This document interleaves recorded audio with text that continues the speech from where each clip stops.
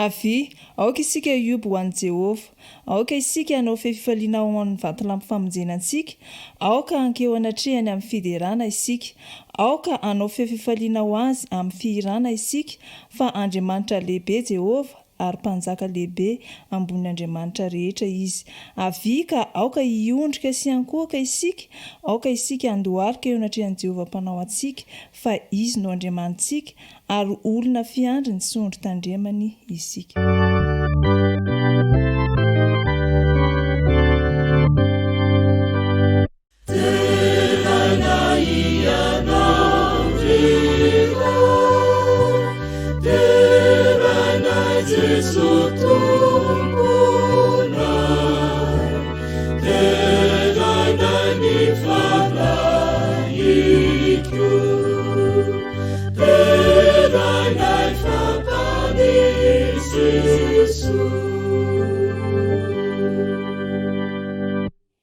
Vavakantsika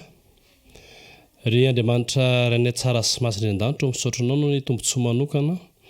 izay ahafahanay mihaino ny teninao indray amin'izao sabata izao. Magataka ny indrafo sy ny famelan-keloko avy aminao izay ary magataka aminao izay tompo mba hanosotra ny molotry ny mpanomponao ary elolarana izany teny izany ka nokatra ny fo sy ny sain'ireo olonao izay mihaino izao teny izao. Dia mitenena aminay satria mihainonao izay no ny amin'ny anaran'i Jesosy. Amen.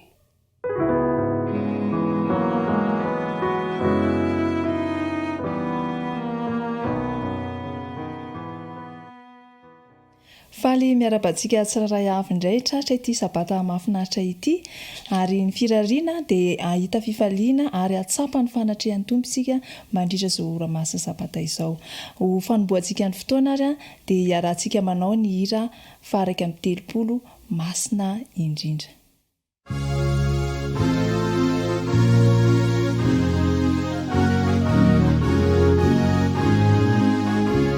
Jesus.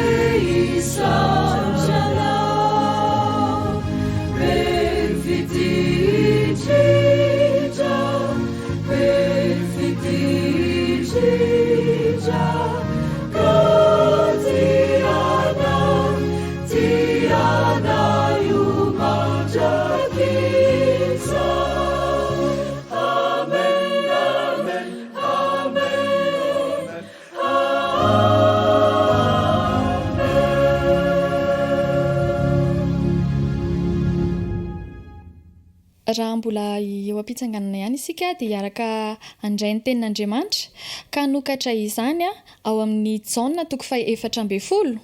Jaona 4:10 andininy voalohany hatramin'ny fahatelo Jaona 4:10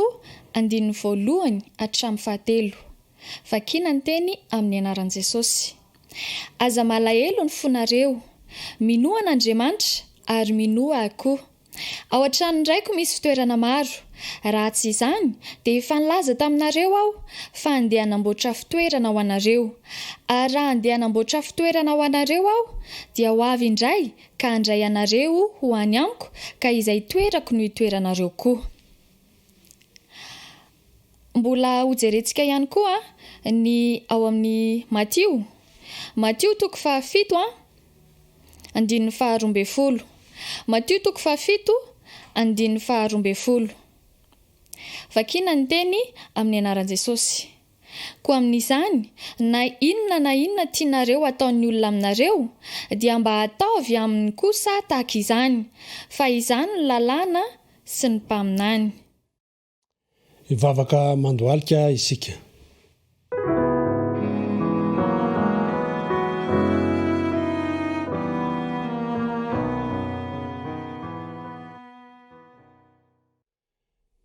Ry Jehovah rainay masina sy tsarany eny an-danitra rainay amin'ny alalan'i Jesosy Kristy tompo ianao.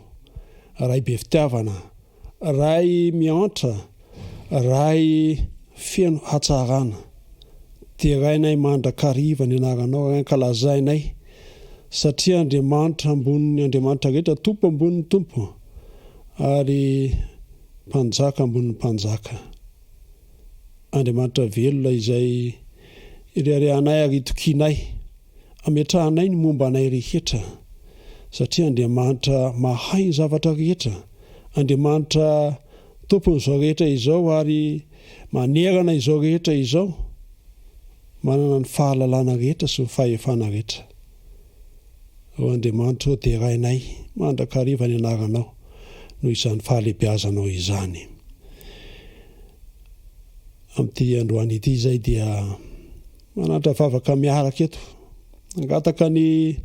amelano ny heloka tsirairay avy ao amin'ny Kristy, satria izay no antony na ny rano azy teto amin'ity tany ity. Koa inonay fa sitraka ao ny amela izany heloka izany, ifonanay aminao raha tsy mety rehetra, ifonanay aminao raha miheloka izay nataonay ny fahotanay. Ka amin'izao fanompam-pivavahana izao dia tianay mba ho feno ny fanatrehanao ny fotoana rehetra. Da io amin'ny fomba manokana izao fanompam-pivavahana izao mba hitondra hery ary hitondra famelombelomana ho an'izay miaino sy mijery rehetra, hitondra fiadanam-po ihany koa. Mitay fomba manokana anao ny mpanompo lanao izay hitondra ny hafatra ary amenay ny sakafom-panahy amin'ity androany ity. Fenoy ny fanahinao izy, fenoy ny fanahy ny fahasoavana, fenoy ny fanahy ny fanoloran-tena, ny fahalemem-panahy, fenoy ny fanahy ny fahendrena. Andriamanitra mba hitondra izany hafatra izany hidona ny amponay tsirairay avy. Esoroma izy azy fa aoka mba ny fananao masina ny tarika azy mandritra izany vatsim-panahy omenanay izany. Izay kosa tompo miteokana zay misy anay avy tsirairay ihany dia maniry ny homenao sofina malady miainy tsara mirakitra ny teninao ao am-po ary tahiry zany amin'ny fitadidianay mba ho saintsainay tsy hanotanay eo anatrianao. Tompoandriamanitra io mahatsiaro izay eto ho andro izay any amin'ny toerana izay fitsaboana ireo hôpitaly sy ny sisa rehetra mangataka aminao mba hita ireo izay manana fangiry firina ara-nofo ara-batana aoka mba ho tsidianao fomba manokana izy ireny ary tianay raha amin'ny alalan'izao vavaka izao no anatanterahanao ny fampitoniana ny fanaitainana ao amin'izy ireny. Fangio izy ireny tompo ary tendreny loharanon'aretina mba ho sitrana izy ireny. Kataka aminao koa amin'izao fotoana izao mba hita ireo izay manana olana rehetra ianao mahita ny adiny tsirairay avy andry aoka mba hidiranao antsehatra ny olany tsirairay avy ary ampianaro mba hitondra aminao ny eta mavesatra rehetra. Meta intokatrano rehetra izay mampandroso ankehitriny aka fiadananao mba hitoetra amin'izany tokatrano izany. Eto koa izay dia mahatsiaro ny mpitondra anay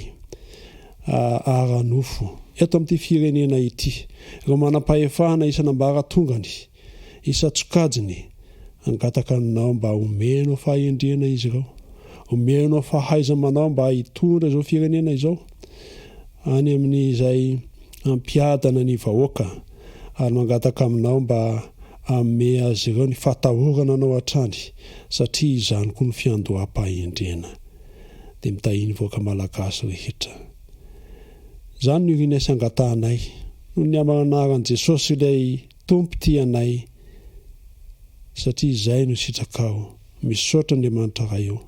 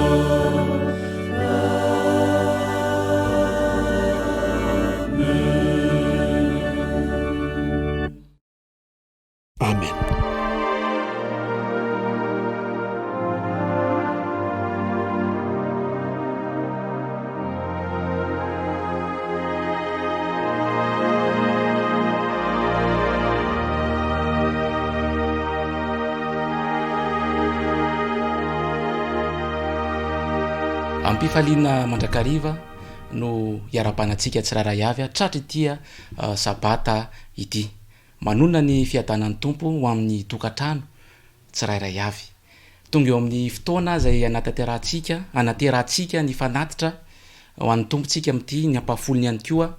ka manasa ny tsirairay avy iomana ao anatin'ny sekondra vitsy anomana izany fanatitra izany ho eny am-pelatanana.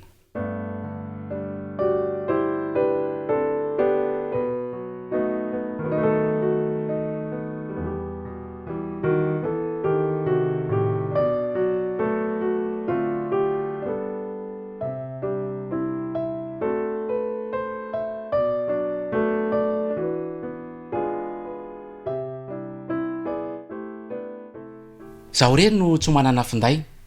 ozy izy ty tovavy ray ity raha niresaka tamin'ny rainy izy 12 taona monja izy tamin'izany ary zanaka pastora izay nonina tany amin'ny faritra atsimony Brezila iny de sady namazo vazy azy ny dadany ny teny hoe manina raha mividy de sady nidongo ty zanany vavy ty no ny teny hoe tsy manambola ny ary dady zany mbola mpianatra zaho ary aloha ianao mampely boky ozy ny rainy mantsy nyty zanany vavy ty nanaky izany torohevitry ny rainy zany ty zanany vavy ity ka dia nanao ny asa fampelezam-boky ary fotoana vitsy taty aoriana dia nahazo vola izy afaka namerina ny ampafolony ho an'Andriamanitra nanolotra ny fanatitra ary indrindra ihany koa afaka nahazo an'ilay finday zay niriny. Nieritreritry rainy hoe ahoana reny fomba hitatana an'ity zanako ity ny voly nanosokevitra n'ity zanany izy mba anokatra kanty tahiry any amin'ny banky. Natsony ny zanany, lohana avingendria aty maninaka indri raha manokatra kanty any amin'ny banky, kanty tahiry. De sady sanganehana ty zanany no nyteny hoe tsy afaka nanao an'izany ary dada, tsy afaka nanao an'izany satria tsy manam-bola tsony aho. Gaga le ray mpianakaviana fa natao aiza daholo ny vola, tsy nahintantana ve? Zao ry dada, tamin'ny sabata teo tany am-piangonana de nanentana ny pastera fa hanavao ny tranon'ny fiangonana ary nianao antso izy ny mba hanolotra fanatitra zay sitrapony tsirairay avy anoanana an'izany fikarakarana ny fiangonana izany. De nanao fanandramana manokana nivavaka tamin'Andriamanitra hoe raha vao miteny anahy dada hoe manokafa compte tahiry any amin'ny banky de izay no famantarana omeny anahy fa tokony hanolotra ny vola any amin'ny fanoanana ny fiangonana. Ary izany mahatonga miteny any dada kehitriny hoe tsy manam-bola ho alefa any amin'ny compte tahiry aho. Moajantsika io ny tantara iny fa zao miantso antsika ny tenin'Andriamanitra, miantso antsika mihitsy Andriamanitra ny hanolotra tsy tapaka ny ampafolony sy ny fanatitra ho azy. Fa izao miantso antsika koa Andriamanitra mba hanolotra fanatitra tsy sitrapo manoloana ny toejavatra zay misy eo amin'ny fiainantsika tsirairay avy. Ny fanirina sy fanantenana dia tsy andalo fotsiny eo amintsika izany antson'Andriamanitra izany fa hakatoy isika ary anatanteraka atsakany sy andavany zany antso feno fitiavana mety efa amintsika izany. Ankehitriny ara de manasa antsika ny tenin'Andriamanitra, manasa antsika mihitsy Andriamanitra mba hanolotra tsy tapaka ny ampafolony sy fanatitra ho azy. Fa miantso antsika koa izy ankehitriny mba hanaovantsika fanatitra tsy sitrapo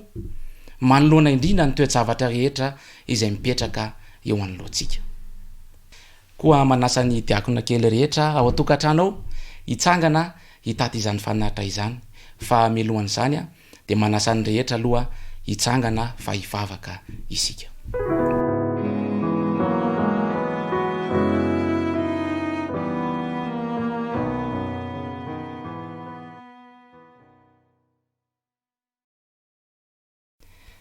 Andriamanitro ray be fity,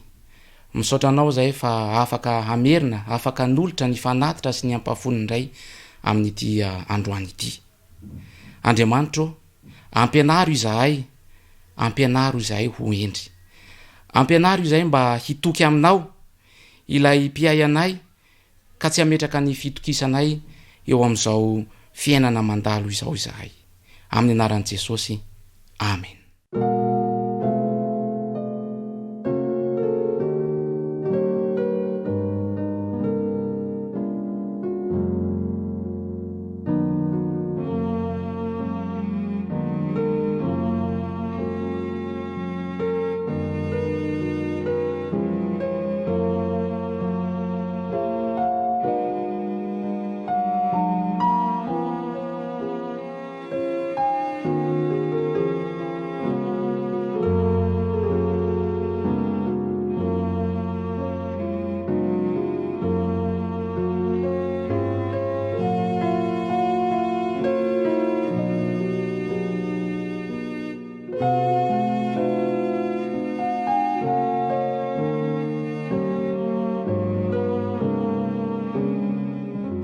Fanoroantsika zany fanatitra sy ampafoniny zany dia ho ataontsika ny hira 7 sy 200.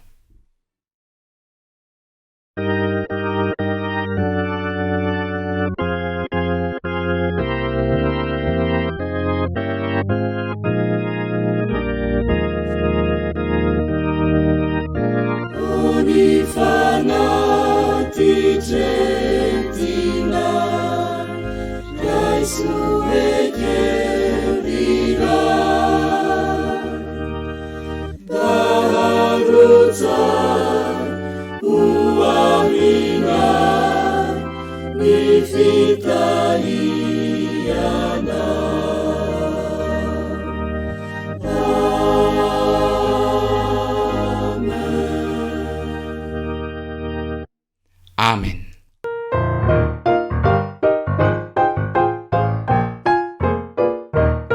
miarabantsika indray rakizy izao indray ilay fotoana natokana ao antsika anjarantsika izao ny mandray ny tenin'Andriamanitra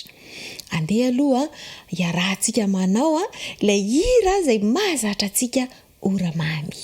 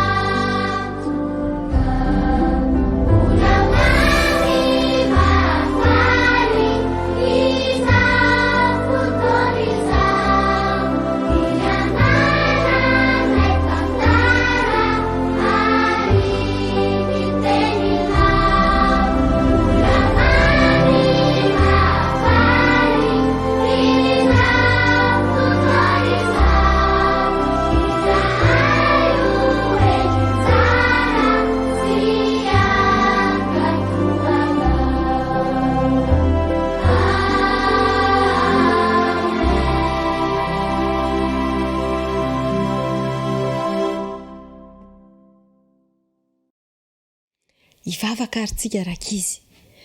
Andriamanitra misaotra anao zahay fantahinao ka nahatratra izao fotoana izao. Iaino ny teninao ary izahay, io ny fonay mba ho tany tsara handray ny teninao. Amin'ny anaran'i Jesosy. Amen. Fanontaniana avy hatrany no apetraka ao amintsika rakizy. Iza amintsika manana namana? Atsangano eny tanana. Mahafinaritra fa manana namana daholo. Mahafinaritra antsika ery manome fifaliana ho an'ny namantsika kanefa indraindray mampalahelo fa manao zavatra mampalahelo ny namantsika isika ary tsy fantatritsika akory hoe nampalahelo izany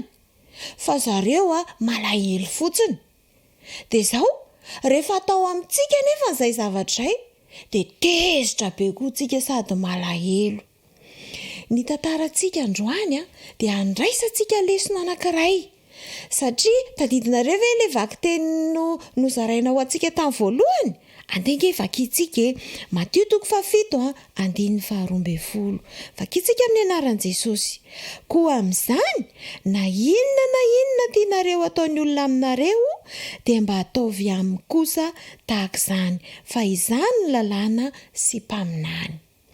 Andeha ho arahantsika ny tantara, andraisantsika lesona fa omentsika lohateny ilay izy hoe ilay lalàna volamena. Avereno hoe ilay lalàna volamena. Andeha ho arahantsika ary.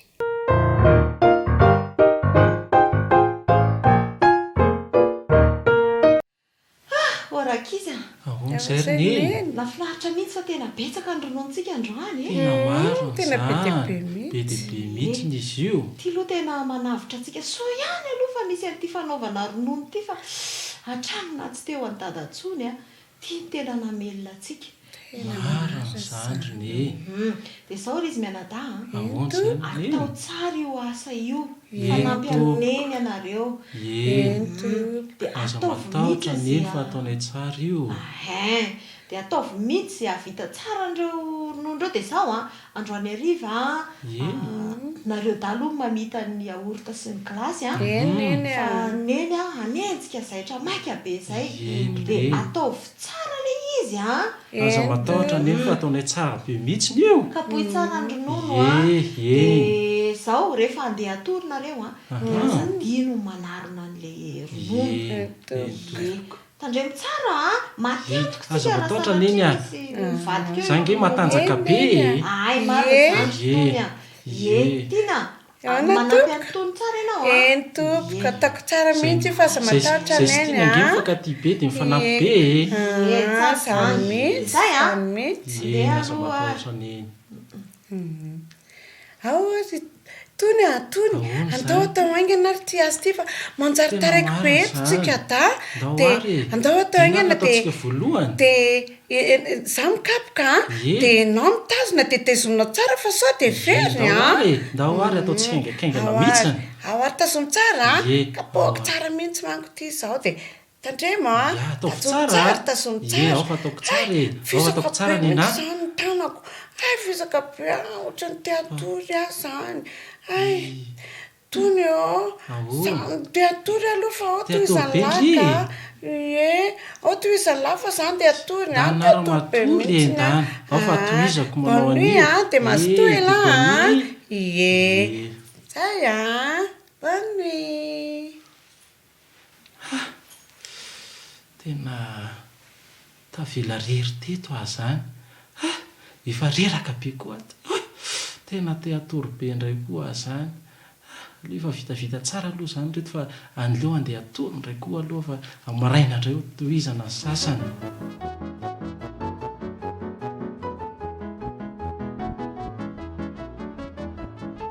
tiana jereo ange ty jereo nge zavatra ro anatin'io kovety io way totozy io zany ve tsy saro malala vilany de nidirany izy tamin'ny any le de ahoana atao ahoana zany andao asorina angana tony andao zany ty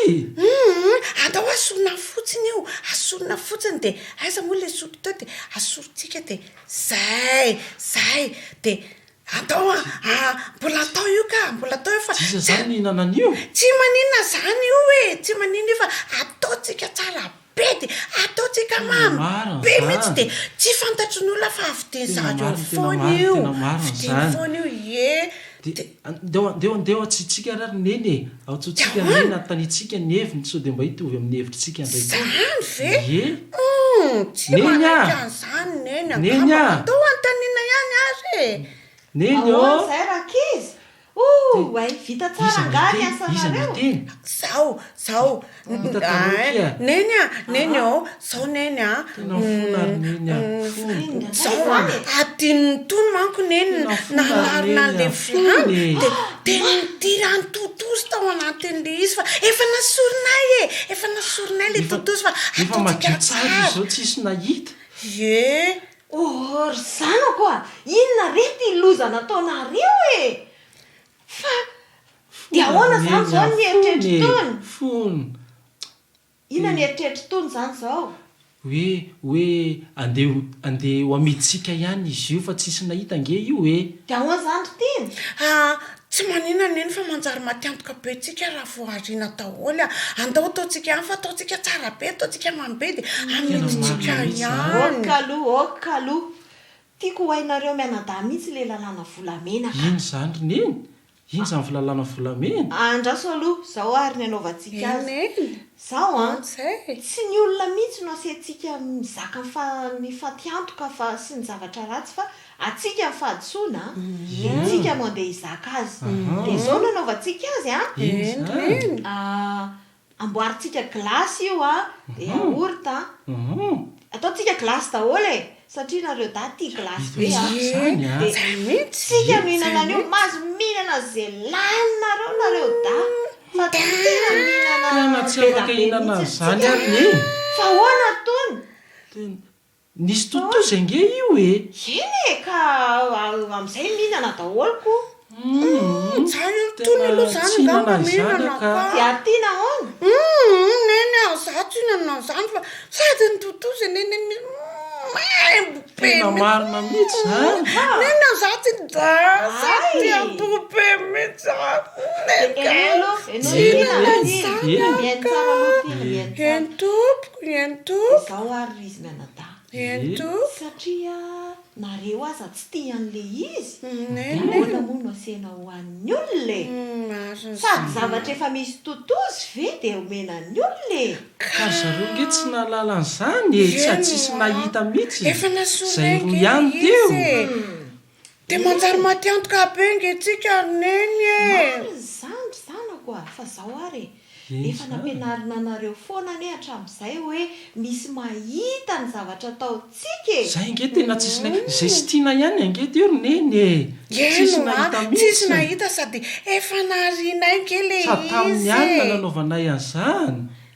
eno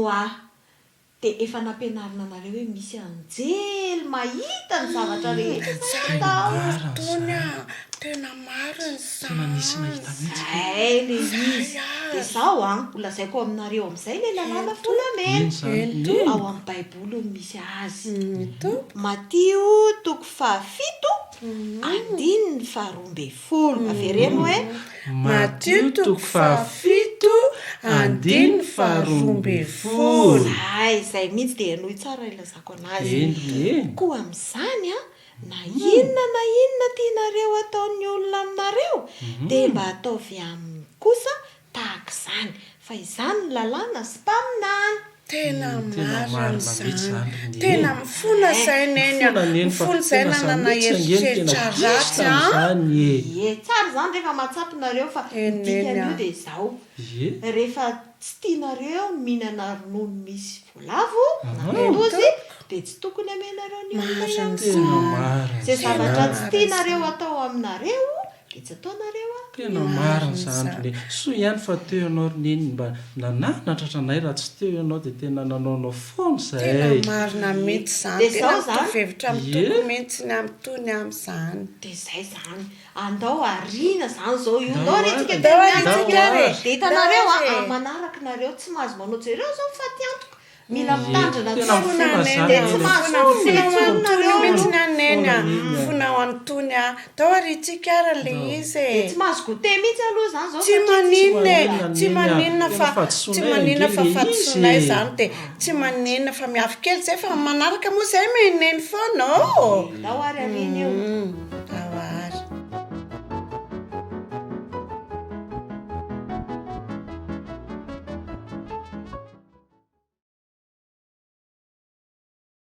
voaraintsika tsara verakizy ny lesona avy amin'iny tantara iny andengy averintsika ilay lalàna volamena tadidinareo ve le izy Matio 7:10 andeha averintsika koa amin'izany na inona tianareo ataon'ny olona aminareo de mba ataovy aminy kosa tahaka izany fa izany ny lalàna sy mpaminany sao rakizy tadidio fa raha zay zavatra tiantsika ho azotsika de mila ataotsika amin'ny namantsika aloha izany raha misy zavatra tiantsika ho azo zany amin'ny ho avy de mila ataotsika aloha amin'ny namantsika izany raha tianao koa no ho tena namanao de zao aza miadiady amin'izany raha ohatra ka tianao ny ampiny namanao de ianao no manampy aloha sa tsy zany de zao ary raha tianao ny azo zavatra tsara sy ho tiany namanao de ianao aloha no mizara sy manome fitiavana ny namanao de zao tsy miandry valiny mandrakariva ny zandrin'i Jesosy fa na de tsy mahazo valiny ary isika de mizara fitiavana hatrany mity hatrany isika fa zany ny marika fa zanak'Andriamanitra isika andeha isika hiaraka nanapa-kevitra satria isika zanak'Andriamanitra de andeha hanao ny tsara indrindra ho an'ny hafa mandrakariva andeha averintsika satria isika zanak'Andriamanitra de andeha hanao ny tsara indrindra ho an'ny hafa mandrakariva zay de andao etintsika mbavaka indray ary zay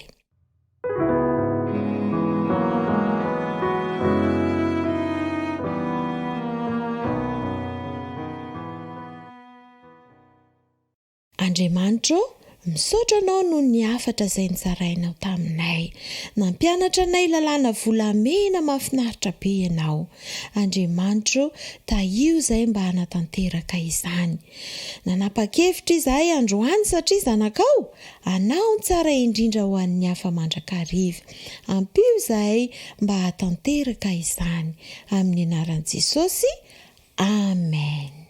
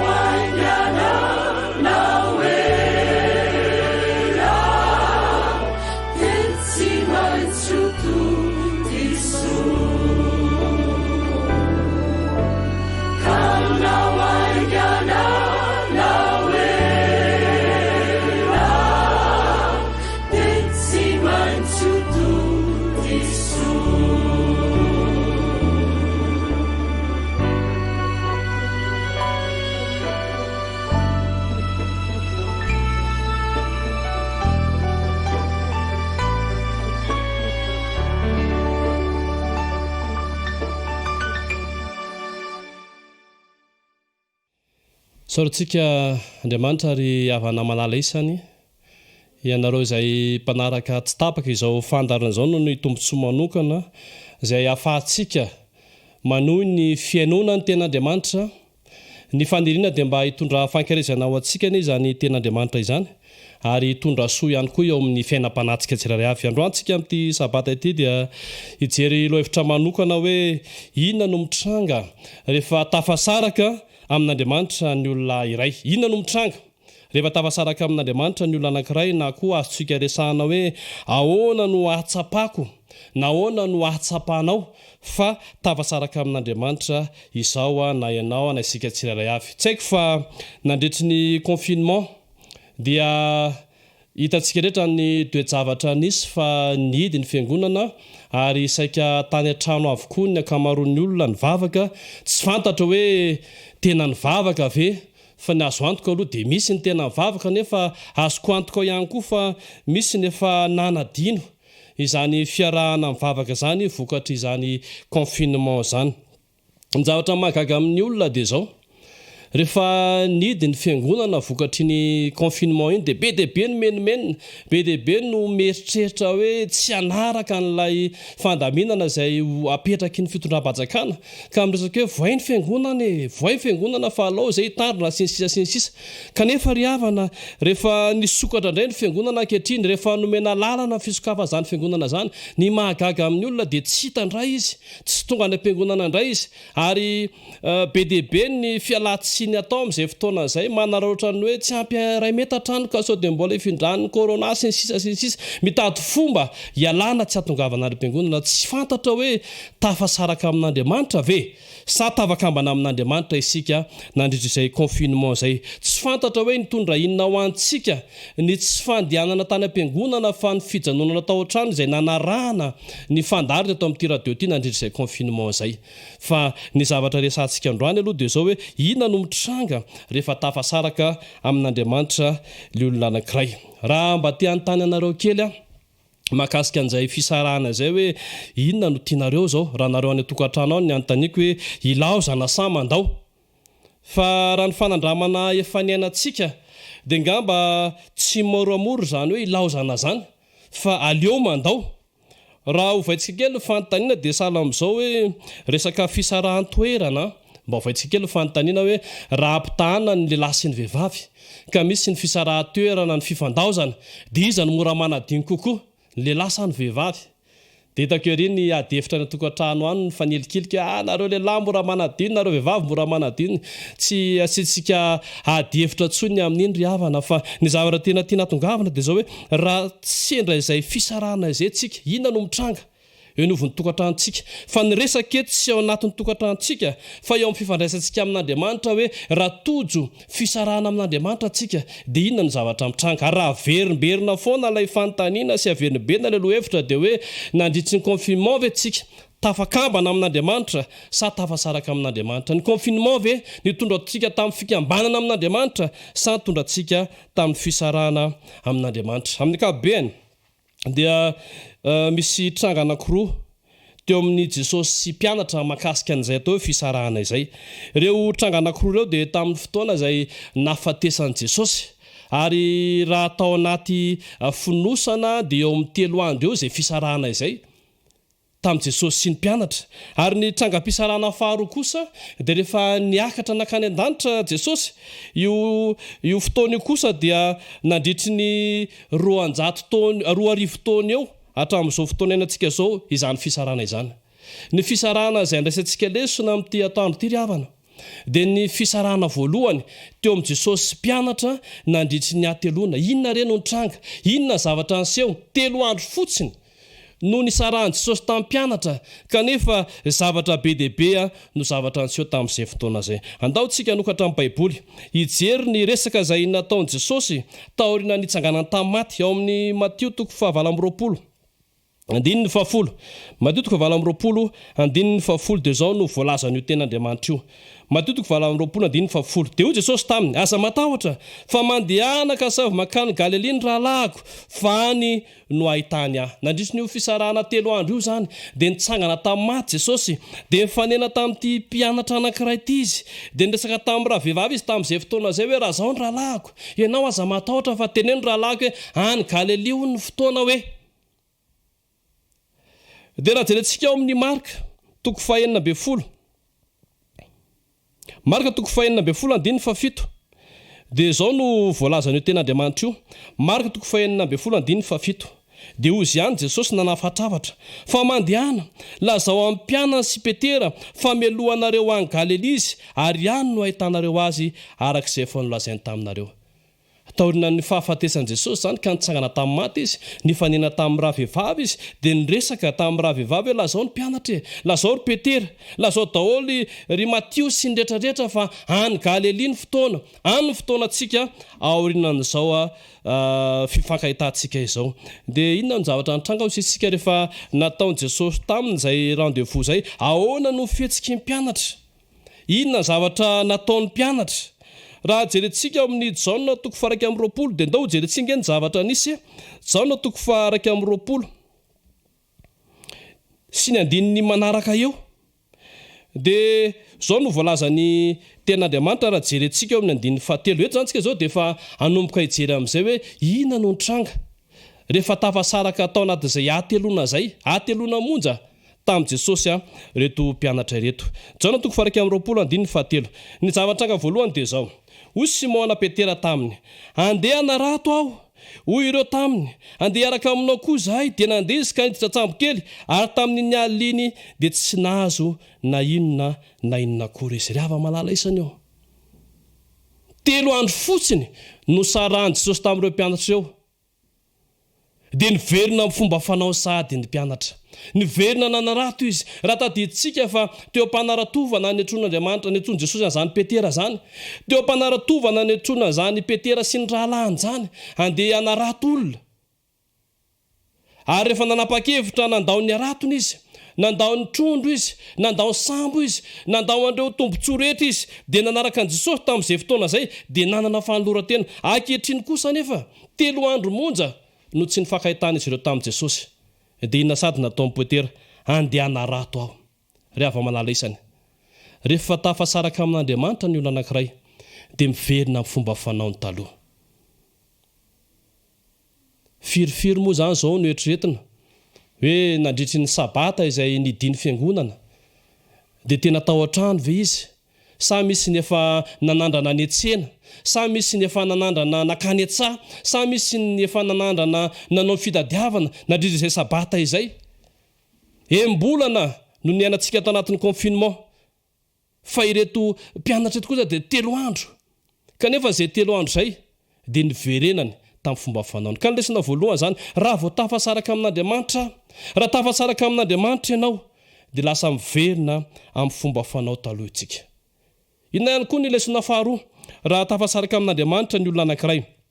eo amin'ny Jaona toko 2 andininy 4 de zao no voalaza ny ten'Andriamanitra Jaona toko 2 andininy 4 izy hoe ary no efa nazava ratsy ny andro de nitsangana teo amoron-dranomasina Jesosy ka tsy fantatry ny mpianatra ho Jesosy izany ryava malala isany eo ry mpiaino malala isany eo ny zavatra mahagaga nandritry ny 3 taona sy tapany ange ny tena niarahany reto mpianatra reto tamin'i Jesosy kanefa tsy fantany eo Jesosy akory no nijoro teo amoro zany rahamasina izany rehefa tafasaraka amin'Andriamanitra ny olona anankiray rehefa tafasaraka amin'i Jesosy ny olona anankiray de tsy mahalala intsony ny voninahitra ny endrika zan'Andriamanitra zany ary any amin'ny toerana any amin'ny toko sy andininy sasatsasany ary de resany hoe lazaina izy ireo fa matoto mihitsy Jesosy tamin'izay fotoana zay ary raha mba hoe matotoan' Jesosy le tsy maninona fa matoto tsy fantatro hoe matotoan iza le zavatra fomba fijerina zareo ry mpiaino malala isany zany ny zavatra mitranga rehefa tafasaraka amin'Andriamanitra ny olona anankiray miverina fomba fanaony izy zay le lesina voalohany teo ary rehefa miverina fomba fanaony izy de tsy mahalala intsony ny fisian'Andriamanitra izay mijery azy ireo tsy mahalala intsony ny endrik'Andriamanitra satria adino ny fisian'izany Andriamanitra izany inona no olana fahatelo rehefa tafasaraka amin'Andriamanitra ny olona anankiray eo amin'ny Jaona toko 2 andininy 5 de zao ny zavatra resahany dia hoy Jesosy taminy, anaka manan-kanina vai anareo, dia namahaly azy izy hoe tsia. Inona ny olana fahatelo raha diny antsika eto dia raha antaniko izao nareo dia mamaly dio tsika hoe raha vao tafasaraka amin'i Jesosy dia tsy mihinan-kanina na misaraka amin'i Jesosy ny olona anankiray na tsy misaraka amin'i Jesosy afaka mihinan-kanina foana, fa tsy izay ilay olana eto, fa jerevo tsara ange ilay toe-javatra mihitsy hoe dia hoy Jesosy taminy, izany hoe niteny Jesosy, niresaka tamin'izy ireo Jesosy nanao hoe anaka manan-kanina va ianao. Izany hoe nisy feon'i Jesosy nivoaka izay niteny tamin'izareo ireo, dia inona navalin-zareo? Tsia. Tsy fantany akory hoe iza no manontany azy, tsy hainy akory hoe Jesosy anio manontany azy io. Ny olona tafasaraka amin'Andriamanitra zany ry havana, raha tafasaraka amin'Andriamanitra zany tsika ry havana, dia tsy mahalala intsony ny feon'Andriamanitra, tsy maheno intsony ny feon'Andriamanitra izay manontany antsika, izay miresaka amintsika, izay te hanome vahaolana antsika. Zay ke zavatra nisy raha diny antsika tsara io andiny fahadimy io, dia hozy izy le valy teny hoe dia namaly azy izy hoe tsia. Tsy fantany akory hoe feo an' Jesosy ane zany, dia mba tia hanontany antsika tsiraray avy a. Nandritry ny 3 taona ny arahan'ireo mpianatra ireo tamin'i Jesosy, dia tsy ho hain'izy ireo ve ny mamantatra hoe feo an'olona efa haiko zany, feo an' Jesosy zany. Ary raha tia hanontany antsika ray aman-dreny a, raha toka any ivelany any zanakitsika mitomanina mitabataba, dia tsy fantatritsika ve hoe feo ny zanakatsika zany. Andao oeritreretina hoe nisy fisarahan-toerana ianao sy ny vadinao, dia afaka 3 taona izy miverina teo amin'ny toerana izay misy anao nandondona satria vita ny zavatra natao an-tany. Dia rehefa mandondona ve dia tsy fantatrao ny feon'ny vadiny hoe mba iza koa ary zany, mba feon'iza koa ary zany. Kanefa zay ry havana zavatra nitranga tamin'ny mpianatra teto, tsy fantany akory fa Jesosy angio manontany azy hoe mba manan-koanina va ianao. Ry mpiaino malala isany, rehefa tafasaraka amin'Andriamanitra ny olona anankiray, dia tsy vitany hoe raha ny lesona teo zany nyresantsika miverina fomba fanao fotsiny izy, fa tsy mahalala fanatrehan'Andriamanitra koa le olona. Every fa matotozy izy le voalaza teo, ary tsy vitany hoe tsy mahalala ny fanatrehan'Andriamanitra, tsy mahatsiaro fanatrehan'Andriamanitra fotsiny, fa lasa tsy mahalala ny feon'Andriamanitra intsony, tsy mahay manavaka intsony hoe feon'izy zany miresaka zany, feon'izy zany mitonana anao inona izany. Inona ny koa ny olana faefatra rehefa tafasaraka amin'Andriamanitra ny olona anankiray. Ao amin'ny Jaona 4:20, andiny ny fahenina, dia zao ny voalazan'io ten'Andriamanitra io ambany eo ihany a. Jaona 4:20 andiny ny fahenina dia izy voalazan'ny ten'Andriamanitra. Ary hoy izy taminy, alatsao eo amin'ny sisiny ankavanana ny sambo kely ny aratonareo, dia azo ianareo koa dia nalatsany izany ka tsy zakany nakarina noho ny abetsaky ny azan-drano. Inona indray ny olana fahatelo, ny olana faefatra azafady indrindra. Raha diny antsika tsara zany ny olana faefatra dia zao, ity lay trangany seho ity le lay nasain'Andriamanitra nalatsaka tamin'ny ankavanana, efa nisy trangany seho ngendray mandeha,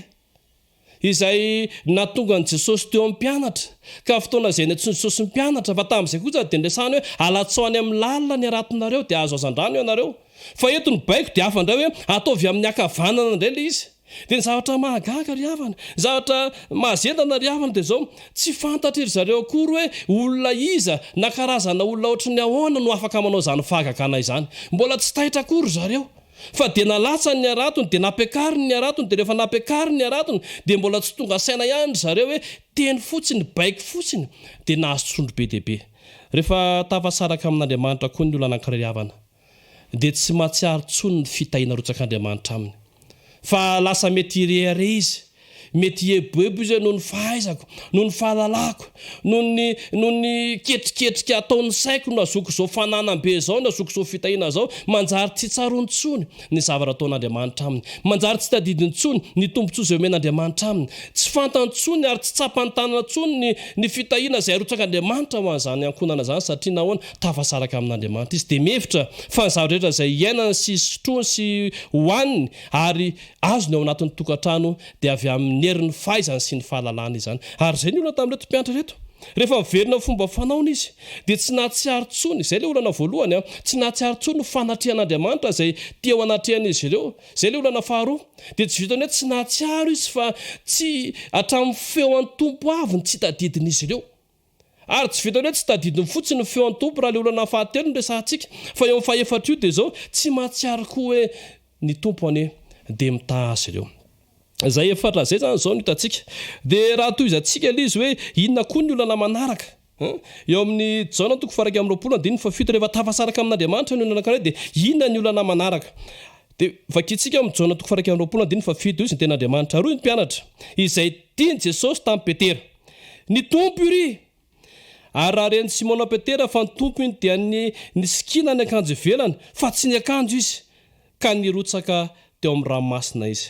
Inona ny olana fahadimy rehefa tafasaraka amin'Andriamanitra ny olana anankiray raha dinetsika tokosandiny ity dia ohatrany somary sady mampime no mahatsikaiky ry havana no mampalelo ihany koa satria rehefa tafasaraka amin'Andriamanitra ny olona dia raha ataontsika banky tokana araka ilay voalaza teo dia miboridana rehefa tafasaraka amin'Andriamanitra averitsika ingely izy hoe ny tompo iry izy ilay mpianatra tiany Jesosy dia inona nataony Simona dia ny sikina ny akanjo ivelany fa tsy ny akanjo izy zany ny tranga misy ry havana. Zany toe-javatra misy rehefa tafasaraka amin'Andriamanitra ny olona anankiray tonga miboridana izy aboridany fiainana izao tontolo izao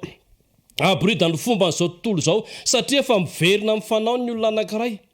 satria efa tsy malala ny fanatrehan'Andriamanitra tsony ny olona anankiray satria efa tsy malala ny feon'Andriamanitra tsony ny olona anankiray satria efa tsy mahatsapa ny fitahiana izay rotsak'Andriamanitra ny fiaina tsony ny olona anankiray tafasaraka amin'Andriamanitra dia tsy vitan'izay anakevitra zay fa eo amin'ny teboka fahadimitsika dia mahita fa miboridana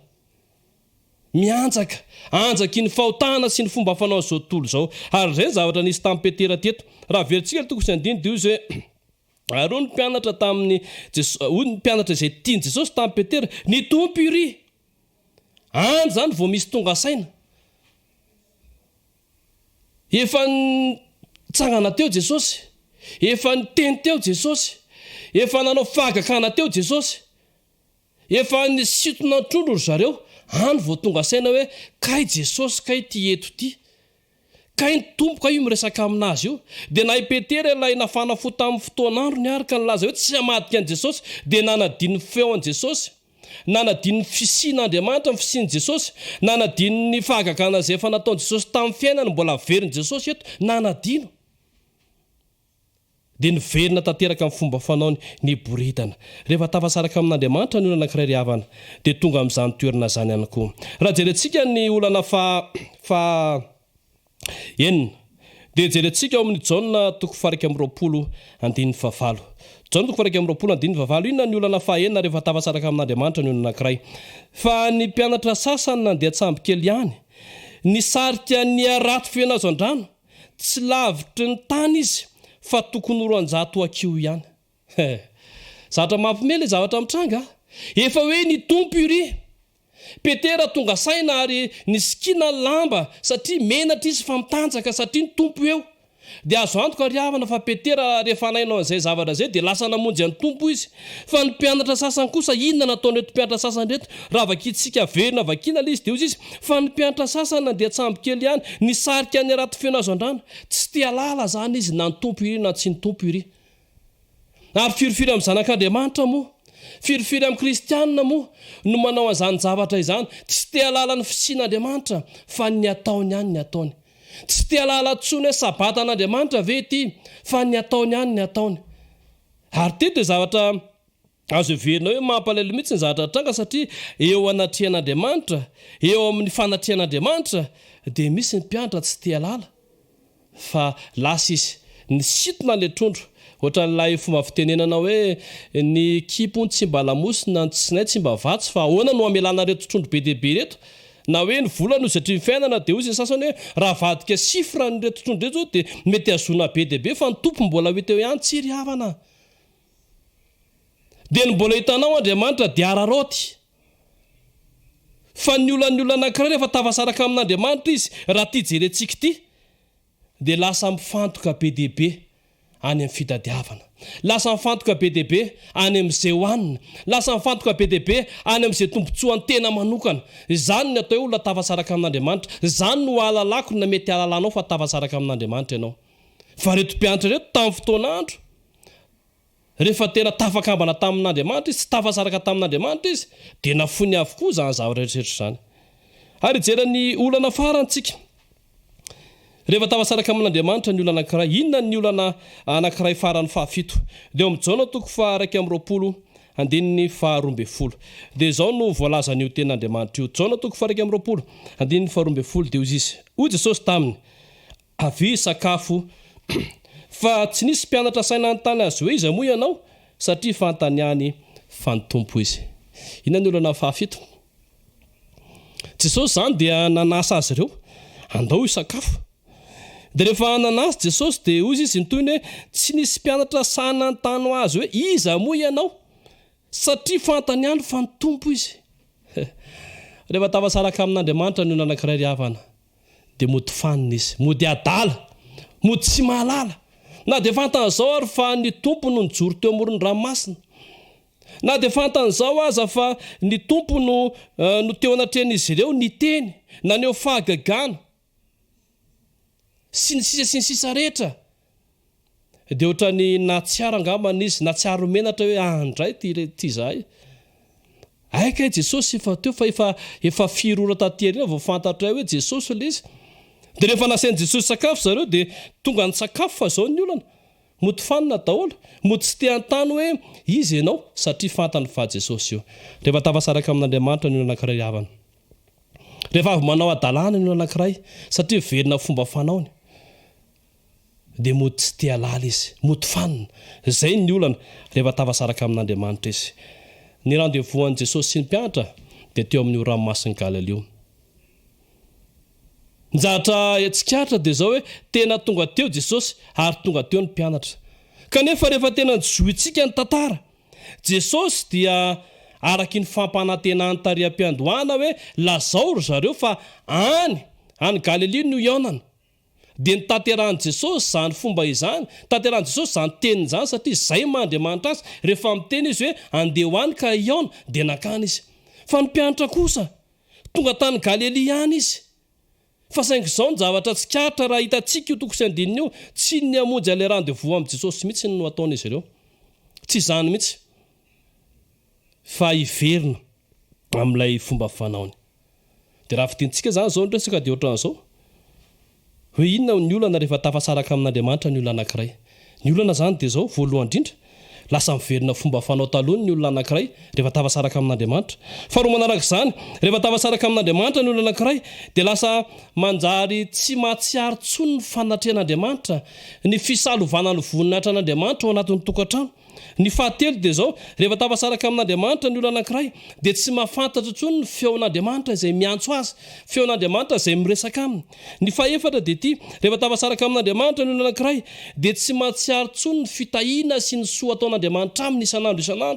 ny fahadimy dia zao rehefa tafasaraka amin'Andriamanitra ny olona anankiray dia miboridana tsy mahalala menatra intsony lasa manao ny fomba n'izao tontolo izao miaka ny fahaenina dia zao hoe rehefa tafasaraka amin'Andriamanitra ny olona anankiray dia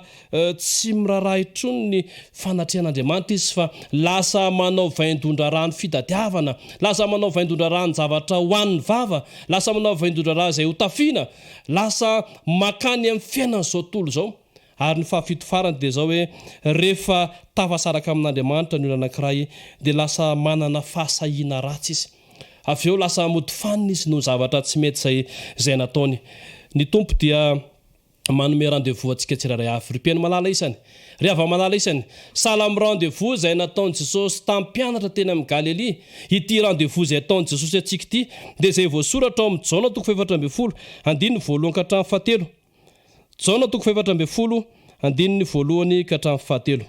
raha vakitsika izany dia zao no voalazany ten'Andriamanitra manao hoe aza maleno fonareo minoa an'Andriamanitra ary minoa koa ao ohatran'ny raiky misy fitoerana maro raha tsy izany dia efa laza taminareo fa andeha hanamboatra fitoerana ho anareo aho ary andeha hanamboatra fitoerana ho anareo aho dia ho avy ndraiky andray anareo any amiko ka izay toerako no toeranareo koa ry hava malala isany ry mpiaino malala isany eto Andriamanitra eto Jesosy dia manome rendez-vous antsika any an'ilay fiainana mandrakizay ny fantaniana mipetraka dia hoe ho tonga any ve antsika sao lahy tsy ho tody amin'izany rendez-vous zany tsika fa izao fotoana izao no fotoana tokony hanapahatsika hevitra hikambanana amin'Andriamanitra izao fotoana izao no tokony hanapahatsika hevitra hametrahana ny fitokisana sy ny fanantenana ho amin'izany fanjakana ho avy dia ny rendez-vous izay fanaovan'Andriamanitra antsika zany dia any amin'ny fiainana mandrakizay zany ny Andriamanitra ne tantsika tsiraray avy ary Andriamanitra ne omba antsika ka afahantsika misaintsaina afahantsika manapa-kevitra fa Andriamanitra dia dentsika mandrakariva ary irindry raha mba ho tonga amin'izany randevoan'ny lanitra izantsika ny faniriko izay fotoana nandalovantsika izay raha sendra nisy tafasaraka amin'ny tamin'Andriamanitra na izaho zany na ianao zany dia iverintsika hitodo ary andeha amindra eo amin'ny lalana makany amin'ny fiainana mandrakizay dia ilay mitondra antsika ho any amin'ny rendez-vous lanitra ny Andriamanitra hitantsika tsirairay avy amen.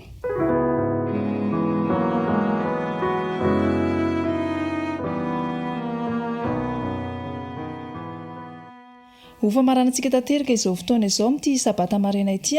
dia andeha ary arahantsika amin'ny redio na amin'ny feo mafy ny hira fa 1:3 aza mangina o mivoaza.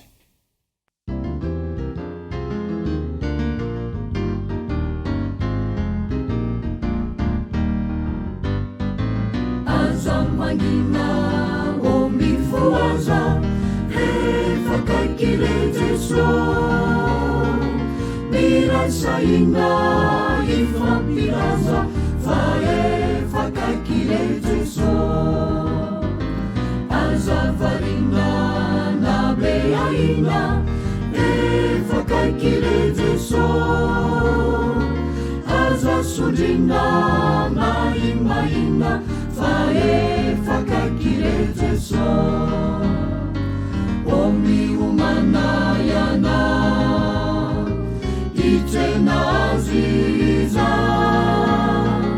kahasangatureni maso fa indro ny mpanjakana kahasangatu avony maso indro ny mpanjakana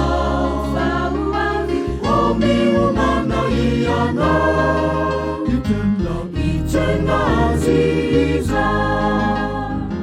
Omiumanayana itenaziza kahasangatureni maso fa indro ny mpanjakana kahasangatu avony maso indro ny mpanjakana omiumanayana Itenaziza omafanyana relitumpu miandri ny olona zavaboary miara-miseto e avy fanyana leriana omafanyana relitumpu